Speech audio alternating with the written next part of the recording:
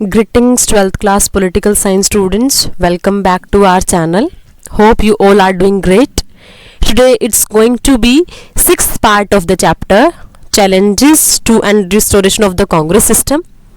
And till now we have completed 5 parts. Basically in fifth part we have discussed regarding the system of defection in our country, nature of coalition in our country, and we have also discussed what was IRAM and GAIRAM.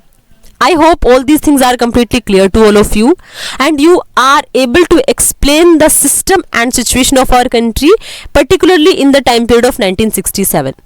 What was the position at that time? You are able to explain that very well. Okay, so now what will be the impact of all these incidents over the political system of Congress? क्या अब कांग्रेस के system के ऊपर कुछ change होगा? क्या Congress split होगी, divide होगी? What will happen to the Congress party? Leadership में कुछ चेंजेस आएंगे? क्या लोगों की मेंटालिटी में कुछ चेंज होगा? That we are going to discuss in today's class. Okay, I hope introduction is clear to all of you. So let us start now. Split in the Congress. Split का मतलब क्या होता है? स्प्लिट मीन्स होता है partition और division you can say. Today we will discuss split कैसे हुआ कांग्रेस में. अब देखो क्या होगा. As we have already discussed that in the elections of 1967 Congress was not able to get that much votes, right? It although it was able to get majority, but even then it was the least percentage of votes till from 1952, है ना. अब इसका impact क्या पड़ेगा? इसका impact ये पड़ेगा that some of the leaders they will provide their new ideas, they will be putting blame on each other for all the things, right? So now there will be, you can say, conflicts in the internal democracy of Congress system. Now what will happen? Split in the Congress. अब कांग्रेस में कैसे split होगा? We saw that after the 1967 elections, the Congress retained power at the center. हमने पढ़ लिया है already कि 1967 के इलेक्शंस में क्या हुआ. कांग्रेस ने पावर तो कर ली, मतलब रिटेन कर ली, गेन कर ली power, but with a reduced majority. लेकिन मेजोरिटी लूज हो गई, मेजोरिटी खत्म हो गई, है ना. And lost power in many states. और बहुत सारे स्टेट्स में तो पावर खत्म हो गई, लूज हो गई. More importantly the results prove that the Congress could be defeated at the elections. और जो सबसे इंपॉर्टेंट चीज थी, जो सबसे इंपॉर्टेंट कंक्लूजन निकला ना इन सारे के सारे इलेक्शन, इस इलेक्शन का 1967 के इलेक्शन का, इसका क्या रिजल्ट सामने आया कि अब लोगों को पता चला कि कांग्रेस को भी हराया जा सकता है, right? As I told you कि कुछ टाइम तक तो लोगों को क्या लग रहा था कि कंट्री की ना, मतलब गवर्नमेंट के फॉर्म में कांग्रेस को देखने की एक हैबिट बन चुकी थी. जैसे हम लोगों ने स्टडी किया कि बहुत सारे लोगों को झटका लगा था, है ना. तो अब देखो हम लोगों ने क्या स्टडी किया कि अब इसका इम्पैक्ट क्या होगा. अब इसका इम्पैक्ट ये होगा कि लोगों के माइंड में ये भी आएगा कि अब कांग्रेस को भी डिफीट किया जा सकता है, right? So but there was no substitute as yet. लेकिन अब तक तो कोई सब्स्टिट्यूट था ही नहीं. Most non Congress coalition government in the states did not survive for long. क्योंकि अब तक क्या पोजीशन हो रही थी? अब तक पोजीशन ये हो रही थी कि बहुत सारी जो नॉन कांग्रेस पार्टीज थी, they were not able to sustain, right? They were not able to survive. ऐसा क्यों हो रहा था? Because of their ideological differences and because of the popularity of the Congress party, right? People they were, you can say the parties other than Congress, they were not able to survive. So they lost majority and either new combination were formed or president's rule had to be imposed. और इसका impact क्या होता था? इसका impact ये होता था कि अगर मान लिया किसी स्टेट में ना कोई अदर देन कांग्रेस पार्टी बनी, तो एज वी ऑलरेडी स्टडीड कि लोगों के आइडियोलॉजिकल डिफरेंसेस अलग अलग थे, बट इवन देन क्योंकि उनको था कि कांग्रेस को बाहर करना है, इसलिए वो क्या कर रहे थे? इसीलिए अब वो क्या कर रहे थे? कांग्रेस, अलग अलग पार्टीज भी मिलकर कहीं ना कहीं एंटी कांग्रेस बन रही थी, है ना. एंटी कांग्रेस गवर्नमेंट फ्रेम कर रही थी. लेकिन अब इसका रिजल्ट क्या होता था? इसका रिजल्ट ये निकलता था कि अब वो बहुत सारे, अब देखो अगर आप आइडियोलॉजिकल बेसिस पे गवर्नमेंट बनाओगे और आपके आइडियाज मैच नहीं हो रहे हैं, तो definitely it is very sure कि आपकी गवर्नमेंट वर्क नहीं करेगी और गवर्नमेंट मेजोरिटी लूज कर देगी, राइट? इसीलिए अब उन्होंने क्या करना शुरू कर दिया, वो सर्वाइव कर ही नहीं पाई. क्योंकि देखो कोalition तो बना लेना दैट इज इजी, कि आपको उस पर्टिकुलर टाइम पीरियड पे लगता है कि हमारा पॉलिटिकल इंटरेस्ट ज्यादा इंपॉर्टेंट है. लेकिन जब आप वर्क करना शुरू करते हो ना एक दूसरे के साथ, ऐसे पर्सन के साथ कि जब आपके आइडियाज मैच ही नहीं हो रहे, so that is not easy task. और इसीलिए क्या हुआ, इसीलिए स्टेट्स की गवर्नमेंट सर्वाइव कर ही नहीं पाई जो कोलिशन करके बनाई गई थी, और उन्होंने क्या कर दिया, they lost majority and either new combination were form, या तो मेजॉरिटी खत्म या फिर नए कॉम्बिनेशन बनाए गए और या फिर प्रेसिडेंट का रूल एस्टैब्लिश हो गया। फाइन। अब देखो यहां पर आपको एक लीडर गिवन है के कामराज। अब ये के कामराज का रोल क्या होगा that we will discuss, but firstly let us discuss who was K Kamaraj. अब देखो freedom fighter and Congress president, Congress के प्रेसिडेंट भी रहे। हम लोगों ने पढ़ा था कि जब इंदिरा गांधी को कहीं ना कहीं as the form of prime minister, कि उनको एज अ लीडर बनाया जाता है प्राइम मिनिस्टर की अथॉरिटी के लिए, तो वो कांग्रेस को लीड कर रहे थे, है ना। And these people were in the category, in the list, जो सोच रहे थे कि इंदिरा गांधी इनएक्सपीरियंस्ड है तो she will be taking advice, right. अब देखो फिर क्या हुआ, chief minister of Madras, Tamil Nadu chief minister भी रहे, हैविंग सफर्ड एजुकेशनल डेप्रिविएशन। अब उन्होंने क्या किया, उन्होंने एजुकेशनल डेप्रिविएशन की चीजों को फील किया और सफर किया हुआ था उन्होंने इस चीज के रिगार्डिंग अपनी इंडिविजुअल लाइफ में, इसीलिए made efforts to spread education in Madras province, right. उन्होंने क्या किया था, उन्होंने मद्रास प्रोविंस में एजुकेशन स्प्रेड करने का वर्क किया। Introduced mid day meal scheme for school children, mid day meal scheme देखो उस टाइम से चली हुई चीजें, मतलब ये ऐसे ऐसे पीपल की देन है कहीं ना कहीं, बहुत एक टाइप से बहुत स्ट्रॉन्ग लीडरशिप वाली पर्सनालिटी है के कामराज, ठीक है। इन्होंने mid day meal scheme introduce करवाई। In 1963 he propose that all senior Congressman should resign from office to make way for younger party worker. अब देखो ये वाली सिस्टम कितना अच्छा है। आज ऐसा सोचता है कोई? आज हम क्या सोचते हैं कि मेरे को अगर एक बार पावर मिली ना then I will not leave it, है ना। बट इस टाइम पे देखो ना, ये 1963 में कितना अच्छा आइडिया दिया।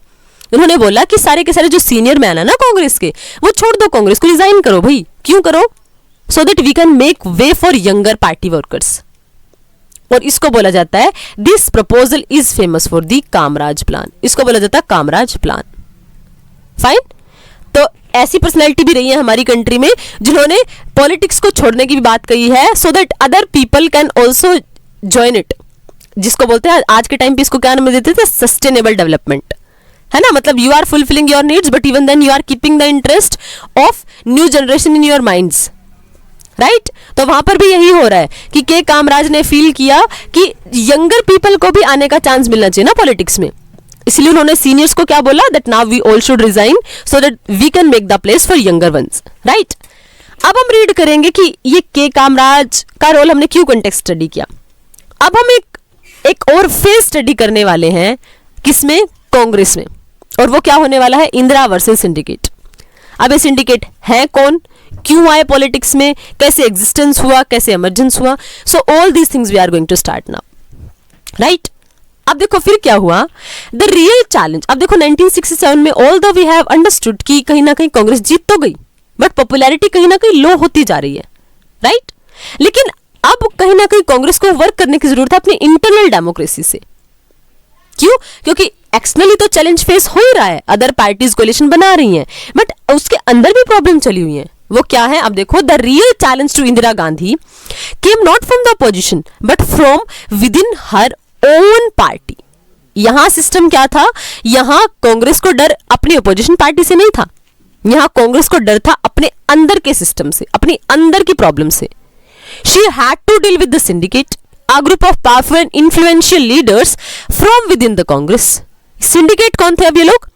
सिंडिकेट ये ग्रुप था उन लोगों का जो बहुत पावरफुल थे और जो जिनका बहुत ज्यादा इन्फ्लुएंस था कांग्रेस में, ऐसे लीडर्स का ग्रुप था।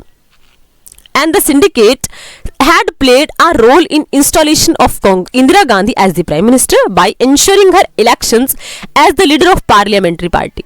और जैसे मैंने आप लोगों को बताया कि सिंडिकेट कौन से लोग हैं, जिन्होंने इंदिरा गांधी की लीडरशिप को एक्सेप्ट करवाने में, हमने पढ़ा था ना कि इलेक्शंस हुए थे डेमोक्रेटिक वे से, कहीं ना कहीं इंदिरा गांधी को कंसीडर किया गया था that yes she should be the prime minister, है ना। तो वो क्या थी, इसीलिए ये वो लीडर्स थे हमारी कंट्री के सिंडिकेट्स में, कांग्रेस पार्टी के, जिन्होंने इंदिरा गांधी को प्राइम मिनिस्टर बनाने में बहुत इंपॉर्टेंट रोल प्ले किया था। These leaders expected Indira Gandhi to follow their advice। लेकिन अब देखो पॉलिटिक्स में कोई किसी को फ्री में कुछ नहीं देता है ना। These people who voted in the favor of Indira Gandhi, they were thinking why they did they vote?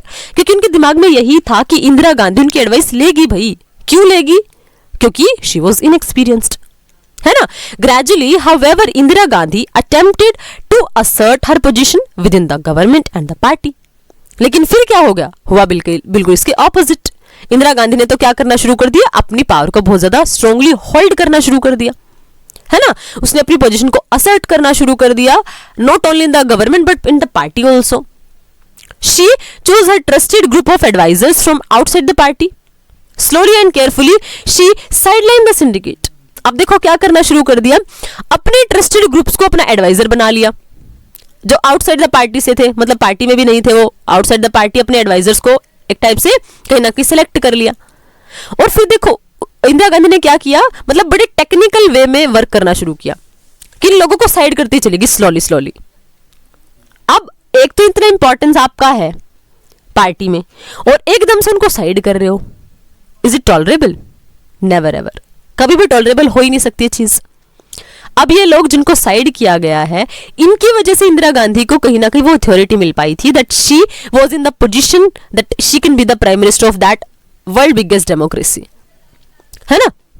लेकिन फिर क्या होगा अगर आपने उनको ही साइड कर दिया, इसलिए बोलते कि रूट से ना कनेक्टेड रहना चाहिए, है ना। अब देखो क्या होगा, इसीलिए अब कांग्रेस में प्रॉब्लम होनी शुरू हो जाएंगी, राइट।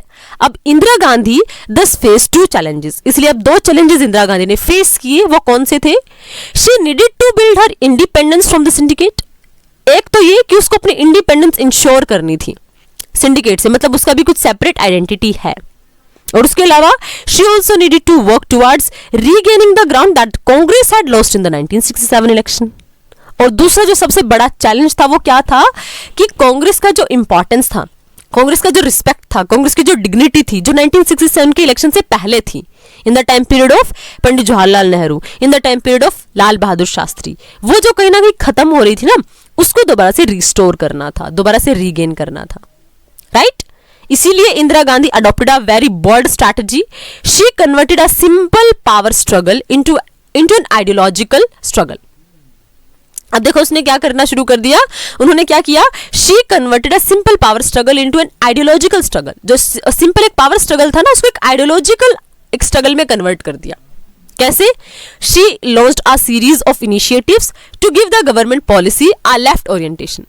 मतलब उन्होंने ऐसी ऐसी पॉलिसीज लॉन्च की, ऐसी ऐसी पॉलिसीज की सीरीज लॉन्च कर दी कि कांग्रेस क्या करना शुरू कर दिया कि she got the Congress working committee, sorry she initiatives to give the government policy a left orientation, यानी कि जो लेफ्ट वाली पोजीशन है ना वो गेन करनी शुरू कर दी। She got the Congress working committee to adopt a 10-point programme in May 1967। और फिर क्या किया उन्होंने, कांग्रेस की वर्किंग कमेटी को क्या दिया, एक 10-point प्रोग्राम दिया 1967 में। अब ये पॉइंट्स कैसे थे कि अब देखो उन्होंने क्या किया कि अगर आप ऐसे डायरेक्टली लोगों को बोलोगे कि कांग्रेस से स्प्लिट हो जाओ, ये सारी चीजें हो जाओ, तो दैट वाज नॉट पॉसिबल और वो अच्छा भी नहीं लगेगा। So she worked in that manner कि उनका वर्क भी हो जाए और जिनको साइड करना चाहती वो साइड भी हो जाए। इसीलिए उन्होंने क्या किया कि जो पॉलिटिकल कन्फ्लिक्ट चल रहे थे ना, टशल चल रहा था, पॉलिटिकल स्ट्रगल चल रहा था, उसको किस में कन्वर्ट कर दिया, आइडियोलॉजिकल स्ट्रगल में कन्वर्ट कर दिया, राइट। इसके बाद क्या हुआ, this programme included social control of banks. हमने पढ़ा था ना, हम लोगों ने 1969 में 4 बैंक्स को नेशनलाइज्ड किया था, and I told you slightly it was a impact of socialism और you can say USSR directly, है ना। तो अब देखो उन्होंने क्या किया, this programme included social control of bank, मतलब बैंक्स को नेशनलाइज करना था, नेशनलाइजेशन ऑफ जनरल इंश्योरेंस, जैसे आप LIC और ये सारी चीजें पढ़ते हो, इनको भी नेशनलाइज करना था, ceiling on urban property and income, मतलब अर्बन प्रॉपर्टी और इनकम को सील करना एक टाइप से। उसके अलावा public distribution of food grains, मतलब आपको पब्लिक डिस्ट्रीब्यूशन इंश्योर करना है, फूड ग्रेन्स के रिगार्डिंग वर्क करना है, लैंड रिफॉर्म्स करने हैं। उसके अलावा provision of house sites to the rural poor, मतलब जो पुअर पीपल हैं उनके लिए हाउसेस की फैसिलिटी, हाउसिंग फैसिलिटी प्रोवाइड करवानी है। अब while the syndicate leaders formally approved this left wing program, they had serious reservation about the same. अब देखो क्या हुआ, हालांकि उन लोगों ने कुछ चीजों को अप्रूव तो किया, बट इवन देन कुछ उनके दिमाग में ना कुछ सीरियस रिजर्वेशन चल रही थी regarding all these things. Fine, अब इसके बाद चेंजेस कैसे आएंगे, कैसे फिर कांग्रेस स्प्लिट हो जाएगी, वो अभी हम रीड करना भी बाकी है। Let us firstly have a look what we have left. ये क्या है? कांग्रेस सिंडिकेट। ये कांग्रेस सिंडिकेट क्या होते हैं? Syndicate was the informal name given to a group of Congress leaders who were in control of the party organization. क्या थे जो इंपॉर्टेंट, जिनका होल्ड था पार्टी के ऑर्गेनाइजेशन पे? इट वॉज लेड बाई के कामराज, जिनके बारे में आप लोगों ने देखो यहाँ पे रीड किया था, जिन्होंने मिड डे मील स्कीम और जिन्होंने कामराज प्लान चलाया था, राइट? तो अब देखो उन्होंने क्या बोला, former chief minister of Tamil Nadu and then the president of the Congress party. It included powerful state leaders like S.K. Patil of Bombay city, later named as Mumbai. उसके बाद S. Nijalingappa of Mysore, later Karnataka. S. Sanjiva Reddy of Andhra Pradesh and Atulya Ghosh of waste Bengal. ये वो leaders थे. Both Lal Bahadur Shastri and later Indira Gandhi owned their position to the support received from the syndicate, right? Both. और देखो इन syndicate का role क्यों था? Because they were the senior people in the Congress party. और अगर ये सीनियर है तो इनका इंपॉर्टेंस ऑफ कोर्स ज्यादा होगा, because they are experienced. Experience people का इंपॉर्टेंस ज्यादा होता है, right? Because they have seen all the things which you are going to see. Your parents are having more experience than you, na? Then they can tell you that kind of things which you are not able to even see because they are having more experience than you, है ना? और syndicate में यही people है, syndicate मतलब कांग्रेस में यही people है सिंडिकेट्स, जिनके पास एक्सपीरियंस बहुत ज्यादा है ना? और इन्हीं के सपोर्ट की वजह से दोनों के दोनों prime minister, whether he was Lal Bahadur Shastri और whether she was Indira Gandhi, दोनों ने जो अपनी पोजीशन सिक्योर किया ना, that was just because of the syndicates. क्योंकि उन लोगों का कंट्रीब्यूशन था, उन लोगों की यस थी, तभी कहीं ना कहीं एक्सेप्टेंस मिली थी इंदिरा गांधी को भी और लाल बहादुर शास्त्री को भी to work as the prime minister. This group had a decisive say in Indira Gandhi's first council of minister and also a policy formulation and implementation. अब इन्हीं का कहीं ना कहीं कॉन्ट्रीब्यूशन था इंदिरा गांधी की काउंसिल ऑफ मिनिस्टर में और पॉलिसी फॉर्मेशन में भी और उसकी इंप्लीमेंटेशन में भी. आफ्टर द कांग्रेस स्प्लिट, जैसे ही कांग्रेस पार्टी स्प्लिट होगी, the leaders of the syndicate and those owing allegiance to them stayed with the Congress O, since it was Indira Gandhi Congress R that won the test of popularity.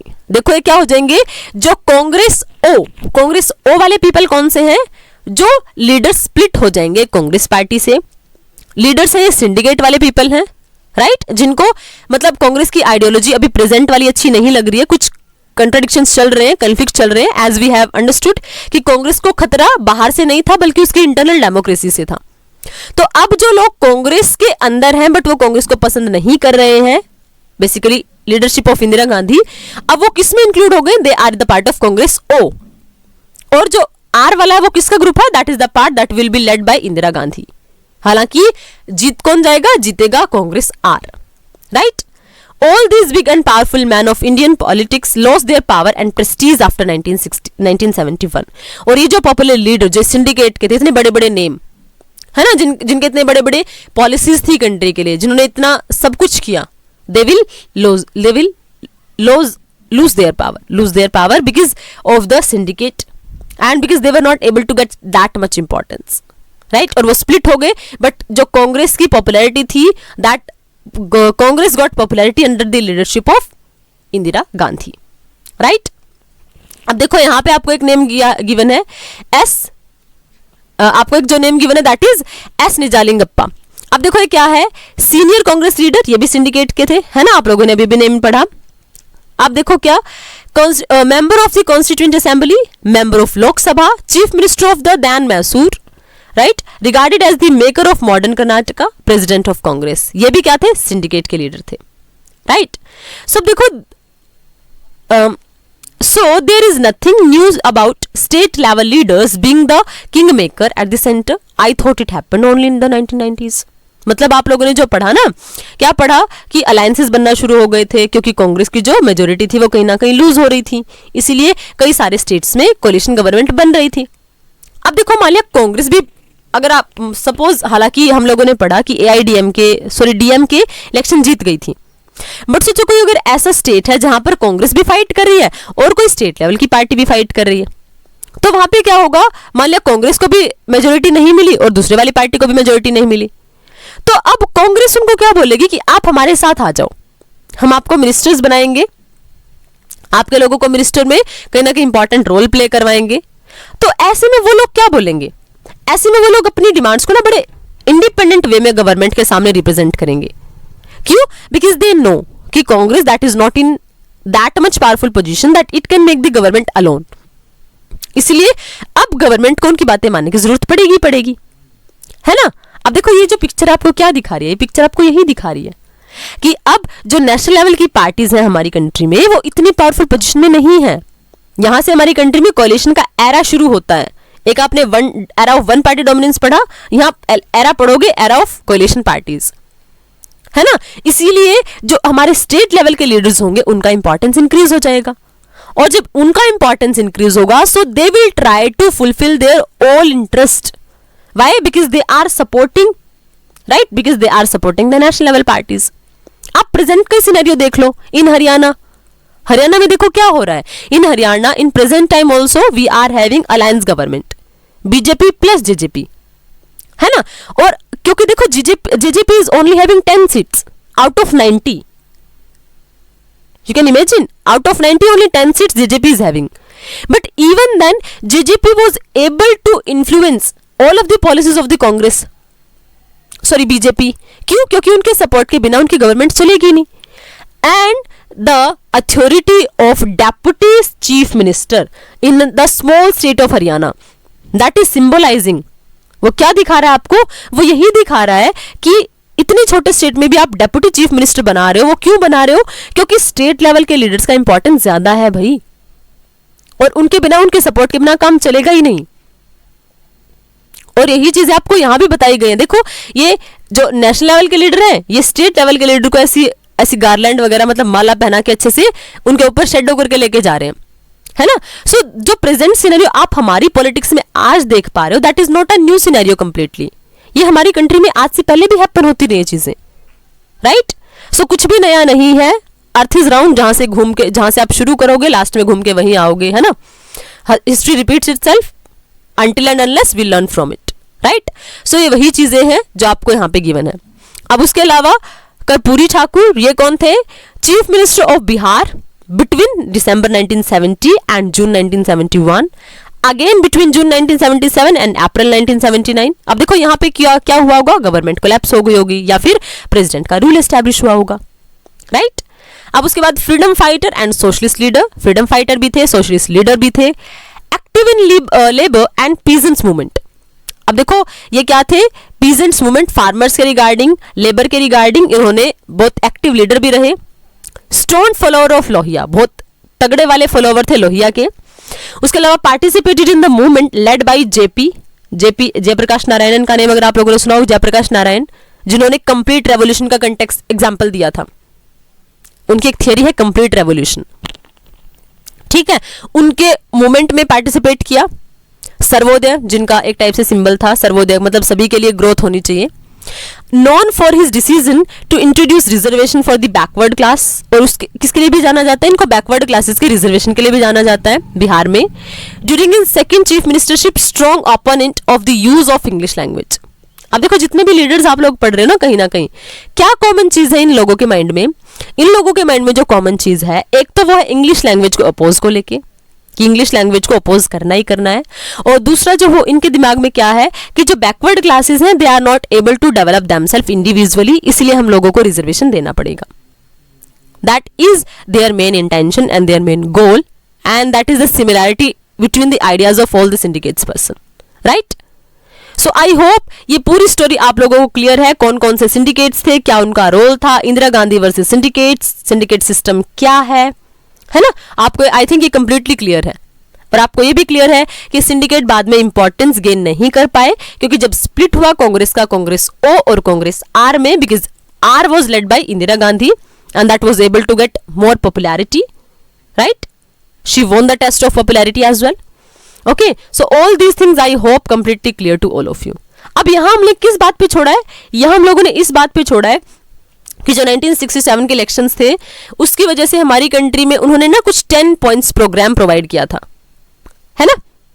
लेकिन अब इन चीजों के बीच में कैसे इंदिरा गांधी का इंपॉर्टेंस इतना ज्यादा इंक्रीज होगा प्रेसिडेंट के इलेक्शंस में, राइट। कि मतलब जो सिंडिकेट्स वाला ग्रुप है वो कहीं ना कहीं खत्म हो जाएगा। क्यों वो पॉपुलैरिटी लूज कर देगा? प्रेसिडेंट के इलेक्शन का क्या रोल होगा कांग्रेस के फ्यूचर पे, right? So that we will discuss in next video. I hope till here everything is completely clear to all of you. Chapter is quite interesting and you are able to understand, I hope. But if you are having any kind of doubt and query, you can ask your doubts and question in comment section. Next part, or you can say president election, we will do in next video. Till then, keep learning and stay connected. Thank you. Thanks a lot.